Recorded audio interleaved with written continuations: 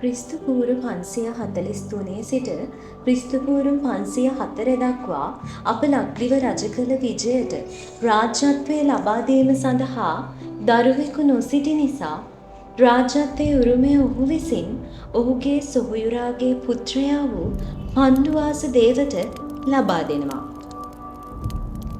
ඉතින් අපි අද හිතුවා පණ්ඩුවාස දේව රජු ගැන තොරතුරු ඔබට ගෙනෙන්නට. මේ වගේ තවත් කතා මතක හිටින විදිහට දැනගන්න කැමති නම් අපේ channel එක subscribe කරලා තියාගන්න.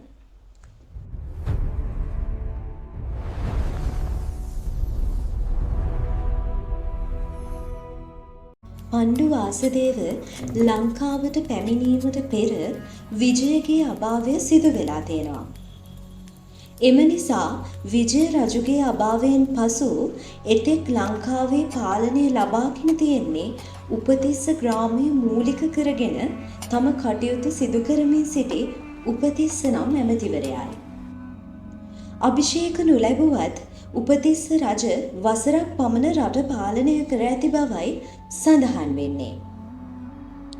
ඉන්පසු පණ්ඩුවාසදේව කුමාරයාගේ පැමිණීමත් සමග උපතිස්ස රජු පණ්ඩුවාසදේව කුමාරයාට ලංකාවේ රාජ්‍යත්වය ලබා දී ඔහු එම තනතුරින් ඉවත් වූ බවයි කියවෙන්නේ.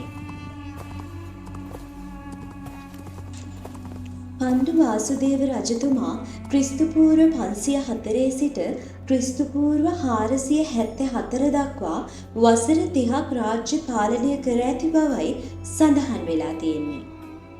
පණ්ඩු වාසුදේව කුමාරයාටත් විජය රජුට වගේම රාජාභිෂේකය කිරීම සඳහා ඉන්දියාවෙන් කුමාරිකාවක ගෙන්වා ගැනීම සිදු වෙලා තියෙනවා.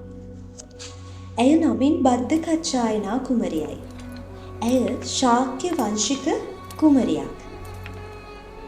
පණ්ඩුවාසදේව රජු විවාහයෙන් පසු පුතුන් 10 දෙනෙකුගේ හා එක් දියණියකගේ පියෙක් බවට පත්වෙනවා. ඔවුන් නමින් අභය, තිස්ස, උත්තිය, තිස්ස, අසේල, විතාබ, රාම, ශිව, මත්තකාල හා මත්තකයි. ඊට අමතරව ඔහුට සිටි එකම දියණිය චිත්‍රායි.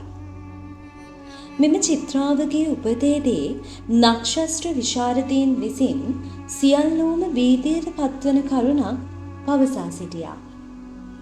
ඒ කරුණ නම් චිත්‍රා කුමරිය කවදා හෝ පිරිමි දරුවෙකුට උප්පත්තිය ලබා දුනහොත් සිය මාමාවරුන් 10 දෙනා මරා දමා එම කුමාරයා නියත වශයෙන්ම ලංකාවේ රජ වෙන බවයි. මෙම අනාවැකිය සත්‍යයක් වේ යයි භීතියටපත් වූ චිත්‍රාවගේ සහෝදරයි තම එකම නැගණිය වූ චිත්‍රාව එක් ටැම්කයක සිර කිරීමට තරම් අකාරුණික වුණා. ඉතාමත් ලස්සන රෝසපුවකින් යුත් කුමාරියක් තමයි මේ චිත්‍රා කුමරිය කියන්නේ.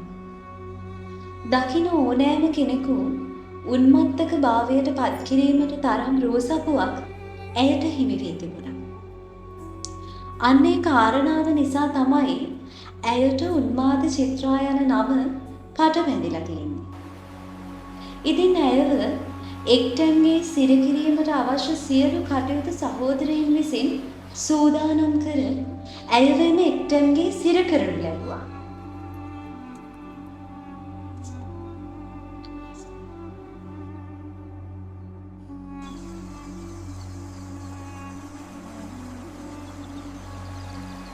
මේ ආකාරයට කාලය ගෙවී ගොස් වසර 30ක් රට පාලනය කර පණ්ඩුවාසදේව රජතුමා ක්‍රිස්තු පූර්ව 474 දී මරණයට පත් වෙනවා. ඔහුගේ මරණයෙන් පසු ඔහුගේ වැඩිමහල් පුත්‍රයා වූ අභය කුමරු රාජ්‍යත්වය ලබා ගන්නවා. ඔහු ක්‍රිස්තු පූර්ව 574 සිට ක්‍රිස්තු පූර්ව 554 දක්වා වසර 20ක් රාජ්‍ය පාලනය කරනවා.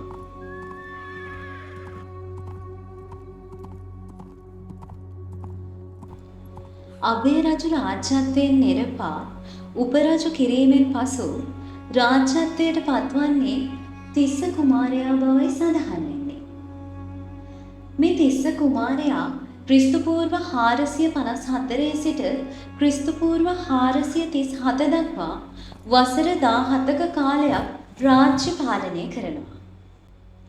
මෙන්න මේ විදිහට රාජ්‍යයන් හා ග්‍රාමයන් පාලනය කළ රජවරුන් පිරිසකගෙන් පසුව තමයි ඉතිහාසයේ රන් අකුරෙන් ලියවුණු පණ්ඩුකාභය රජුගේ රාජ්‍ය පාලනය ආරම්භ වෙන්නේ. ඉතින් මේ විදිහට මේ කතාව අපි අවසන් කරනවා. ඉතිහාසයේ ස්වර්ණමය යුගය ආරම්භ කළ පණ්ඩුකාභය රජුගේ කතාවෙන් අපි නැවත හමු වෙමු.